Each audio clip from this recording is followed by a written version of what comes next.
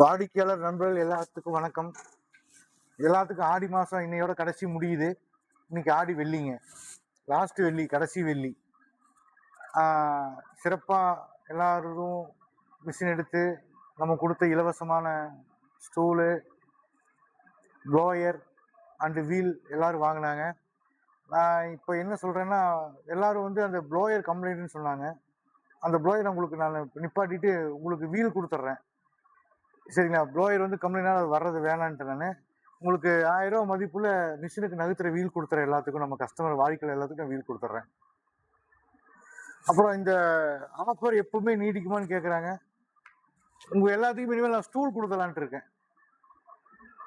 Machine எடுக்கிறவங்க எல்லாத்துக்குமே வந்து 1000 ரூபா மதிப்புள்ள ஸ்டூல் கொடுத்துடலாம் அப்படின்ட்டு இருக்கேன். இனிமேல் நீங்கள் ஸ்டூல் வாங்கிக்கலாம், சரிங்களா? அப்புறம் நம்ம இந்த ஆஃபர் முடிஞ்சிருச்சு. நம்ம மிஷினை பற்றி வந்துடுவோம். இந்த மிஷினில் வந்து இப்போ புதுசாக எடுக்கிறவங்க எல்லாருமே நல்லா ஒரு விஷயம் தெரிஞ்சுக்கோங்க. இங்கே வாங்க.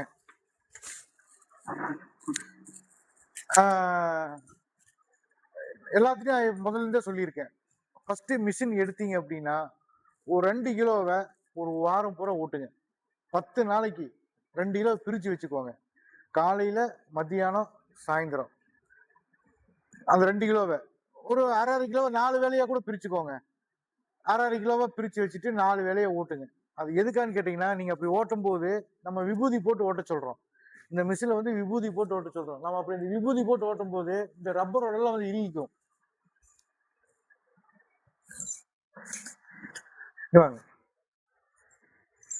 நம்ம எல்லா ஸ்பேர் பார்ட்ஸ் இங்கே தான் வச்சிருக்கோம். இந்த ரப்பர் ரோலர்ல வந்து பார்த்தீங்கன்னா இதான் வந்து மிஷின் கடி வர ரப்பர் ரோலர். இந்த ரப்பர் ரோலர் வந்து பார்த்தீங்கன்னா நம்ம விபூதி போட்டு ஓட்டும் போது இது நல்லாவே இறுகிக்கும், சரிங்களா? ஸோ அதுக்காக வந்து நம்ம விபூதி போட்டு நீங்கள் ஓட்டுங்க அப்படின்னு சொல்ல வரோம். அப்படி நீங்கள் ஓட்டும் போது நல்லா வந்து இறுகிக்கும். அது வந்து நல்லா இறுகிக்கும். இறுகும் போது நமக்கு என்ன ஆகுன்னு பார்த்தீங்கன்னா உங்களுக்கு ஈஸியாக இருக்கும். எல்லாமே வந்து இது அவ்வளோ சீக்கிரம் போகாது. இல்லைன்னா இது போயிடுச்சு நம்ம 1500 ரூபா, சரிங்களா? இது போயிடுச்சு 1500 ரூபா. அப்புறம் எனக்கு வந்து சார் நூல் சிக்குது, எனக்கு என்ன பண்றது ஏது பண்றது அப்படின்னு என்கிட்ட கேட்குறாங்க. வாங்க அதையும் நான் காமிச்சிடுறேன். நம்ம மிஷின் ஓட்டுறோம். மிஷின் ஓட்டும் போது நூலை விடுறோம்.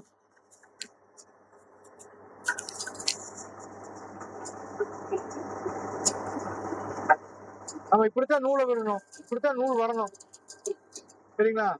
சில பேர் வந்து மாத்தி ஓட்டிடுறாங்க.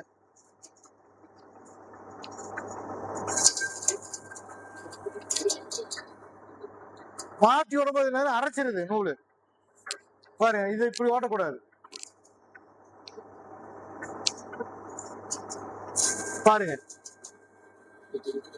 இது வந்து அரைச்சிருது, இப்படி ஓட்டக்கூடாது. இப்படித்தான் ஓட்டணும்.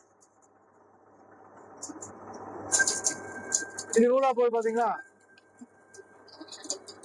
இப்படித்தான் ஓட்டணும். ஸோ இது வந்து இதுதான் ஓட்டுற மெத்தடு.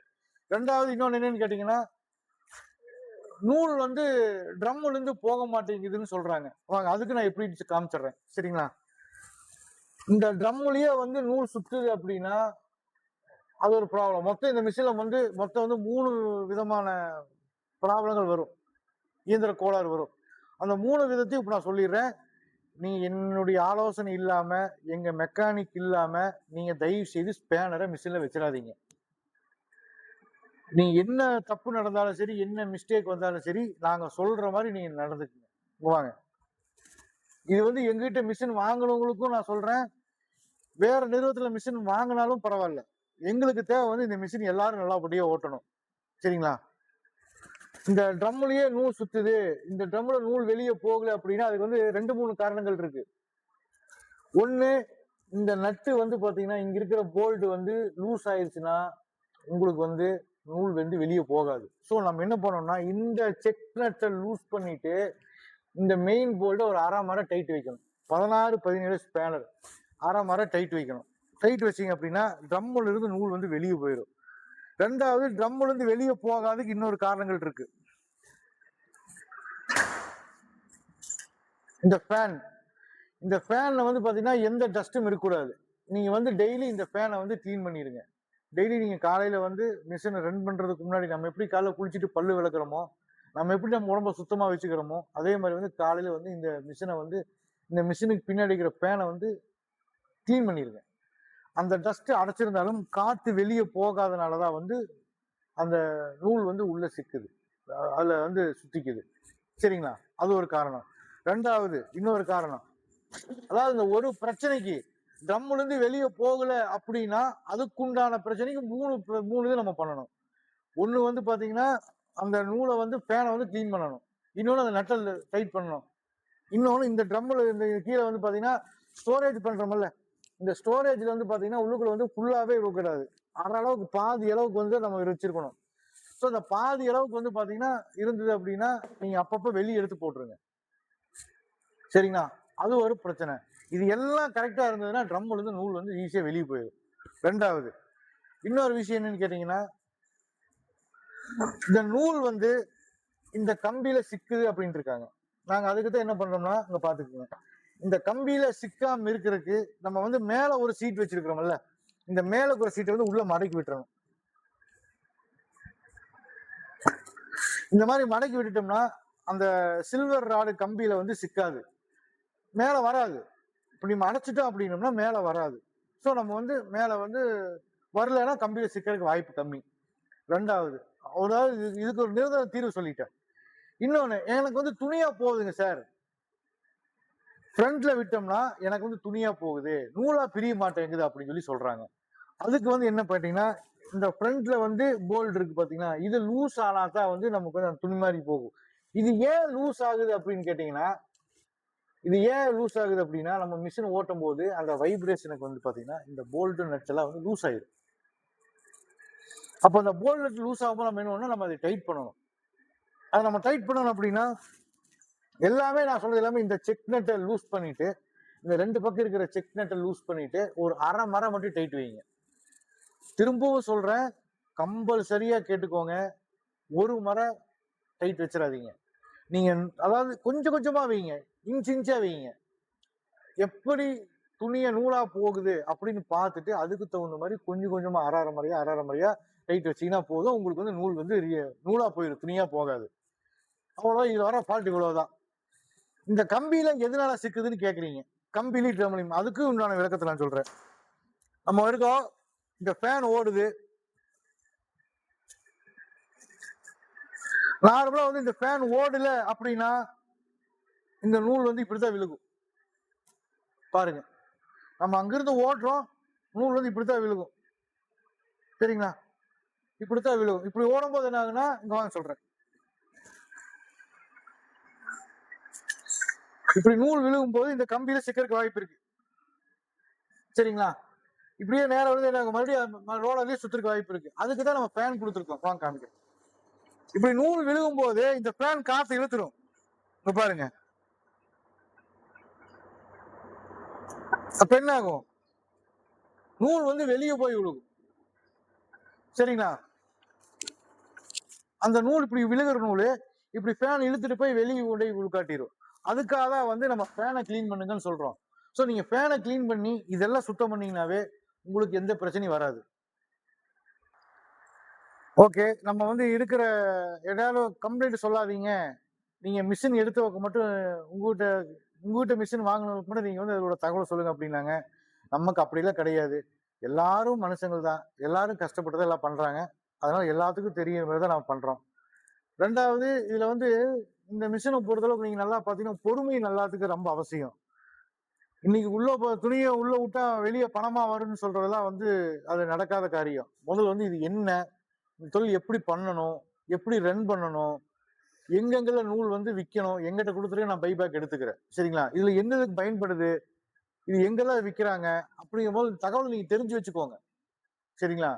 இந்த நூல் வந்து பாத்தீங்கன்னா எடுத்தோன்னையுமே நம்ம வந்து சம்பாதிக்க முடியாது. எந்த தொழிலையுமே சொல்றேன், இன்னைக்கு நீங்க மிஷின் வாங்குறீங்கன்னா இன்னைக்கு நீங்க மிஷின் உள்ள போட்டு நீங்க உடனே நாளைக்கே வந்து நீங்க போட்ட காசு எடுக்க முடியாது. இது தெரிஞ்சுக்கிறதுக்கே நீங்க 1 மாசம் ஆகும். இந்த மிஷின் என்னன்னு நீங்க தெரிஞ்சுக்கிறதுக்கு 1 மாசம் ஆகும். இந்த மிஷினை போட்டு அதுக்கப்புறம் வந்து எந்த மாதிரி நம்ம பண்ணணும், இது சின்ன சின்ன மிஸ்டேக் நம்ம எப்படி ரெடி பண்ணணும், இதெல்லாம் நீங்க தெரிஞ்சுக்கிறதுக்கு குறைஞ்சது முழுசா 2 மாசம் ஆகும். சரிங்களா? நீங்க அதுவும் இல்லாம இன்னொரு புதுசா நீங்க மிஷின் வாங்கணும்னு நினைக்கிறவங்க வந்து இந்த நூலெல்லாம் எங்கெங்கெல்லாம் சேல்ஸ் ஆகுது, யாரெல்லாம் இந்த நூலை வாங்குறாங்க, எந்தெந்த ஸ்பேர் பார்ட்ஸ் கடைக்கு வாங்குறாங்க. நான் இது வந்து பார்த்தீங்கன்னா நூலை சொல்லிடுறேன். ஸ்பேர் பார்ட்ஸ் கடை, automobiles, bike showroom, car showroom, petrol bunk, oil கடை, டைல் ஷோரூமு, இங்க எல்லாமே வந்து பார்த்தீங்கன்னா இந்த நூலை வாங்கிட்டு இருக்காங்க. ஸோ நான் உங்களை விற்க சொல்லல. இது எதுக்காக நான் சொல்றேன்னா, நீங்க இந்த நூலை பிரிக்கிறதுக்கு இந்த மிஷினை வாங்கி நீங்க பிரிக்கிறதுக்கு முன்னாடி நீங்க ஜஸ்ட் போய் அந்த கடையில போய் இந்த நூல் தானா விற்கிறாங்களா, இதுக்கு மார்க்கெட்டிங் இருக்கா, இதுக்கு வாண்டட் இருக்கா, அப்படி நீங்க எல்லா பக்கமும் போய் தொலைவி பாருங்க. நீங்க என்னுடைய கம்பெனிக்கு வந்தவங்களுக்கு தெரியும். நம்ம கம்பெனில ஃபர்ஸ்ட் பாத்தீங்கன்னா எனக்கு இங்க நடக்கிறதுக்கே இடம் இருக்காது. இந்த இது வரைக்கும் எனக்கு ஃபுல்லா வச்சிருப்பேன். கிட்டத்தட்ட வந்து பாத்தீங்கன்னா ஒரு 5000 மூட்டை வச்சிருப்பேன். 150 டன் 200 டன் பக்கம் நான் வச்சிருந்தேன். எதனாலன்னு கேட்டீங்கன்னா ரேட்டு கம்மியா போயிட்டு இருந்தது. அதனால வந்து இந்த நூலை வந்து சேல்ஸ் பண்ணாம வச்சிருக்கேன். இன்னைக்கு எனக்கு நூல் இல்ல. எல்லாமே துணிதான் வச்சிருக்கேன் பாருங்க. எல்லாமே மெட்டீரியல் தான். இதுவும் ரா மெட்டீரியல் தான், அதுவும் ரா மெட்டீரியல் தான். எல்லாமே ரா மெட்டீரியல் தான். எங்க நூலுகள் வந்து இங்க ஒரு பண்டல் தான் இருக்குது. வாங்க காமிக்கிறேன்.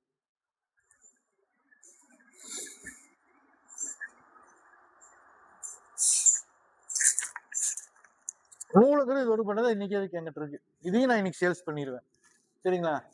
சோ அதனால வந்து எனக்கு வந்து இந்த நூலுக்கு நிறைய வாண்டட் இருக்கு. அதே மாதிரி இன்னொரு விஷயம் என்னன்னா, வெளியே வந்து மிஷின் வாங்கினேன், எனக்கு வந்து நூல் எடுக்க மாட்டேங்கிறாங்க அப்படின்னு நிறைய பேர் என்கிட்ட கேட்டிருக்காங்க. நான் நூல் வாங்கிக்கிறேன். நீங்க வெளியே எங்க மிஷின் வாங்கினாலும் சரி, நீங்க மிஷின் யார்கிட்ட வாங்கினாலும் சரி, அந்த நூலை நான் திருப்பி எடுத்துக்கிறேன். சரிங்களா? இந்த உத்தரவாதமா நான் வந்து கொடுக்குறேன். எல்லாரும் முன்னிலையும் சபையிலேயே நான் வீடியோல சொல்றேன். மிஷின் நீங்க எங்க வாங்கினாலும் சரி, யார்கிட்ட வாங்கினாலும் சரி, நூல் அவங்க எடுக்கலையா, நான் எடுத்துக்கிறேன். ஏன்னா எனக்கு அந்த அளவுக்கு நூலுக்கு எனக்கு வந்து டிமாண்ட் இருக்கு. ஸோ நீங்க தைரியமா வந்து நீங்க வெளியே வாங்கியிருந்தாலும் பரவாயில்ல, நீங்க எதை பத்தியும் கவலைப்பட வேணாம். ஸ்க்ரீன்ல என் நம்பர் இருக்குது. கால் பண்ணுங்க. நூலை வந்து நான் எடுத்து நான் உங்களுக்கு அடுத்த 2 நாள் பேமெண்ட் நான் உங்களுக்கு கொடுத்துருவேன். நான் விற்கிறேனோ விற்கலையோ எனக்கு அதை பத்தி 2வது பிரச்சனை. நான் வந்து பேமெண்ட் நான் கொடுத்துருவேன். எங்க கஸ்டமருக்கு தெரியும் நாங்க எப்படி பேமெண்ட் கொடுத்துட்டு இருக்கிறோம், என்ன பண்ணிட்டு இருக்கிறோம்னு. ஸோ பேமெண்ட் பத்தி நீங்க யாரும் கவலைப்பட வேண்டியதில்ல. நான் அடுத்த 2 நாள்ல உங்களுக்கு நான் பணம் கொடுத்துருவேன். நீங்க வெளியே எங்க மிஷின் வாங்கினாலும் சரி, நீங்க வெளியே எங்க துணி வாங்கினாலும் சரி, எல்லாத்தையும் நான் கொடுத்துருவேன். சரிங்களா? சரி, இன்னைக்கு நம்ம இது போதும்னு நினைக்கிறேன். உங்களுக்கு ஏதாவது டவுட்டா இருக்குது அப்படின்னு எனக்கு நீங்க கமெண்ட் பண்ணுங்க. அந்த கமெண்ட்டை படிச்சு பார்த்துட்டு அதுக்குள்ளான விளக்கத்தை நான் நாளைக்கு நான் சொல்றேன். நன்றி, வணக்கம்.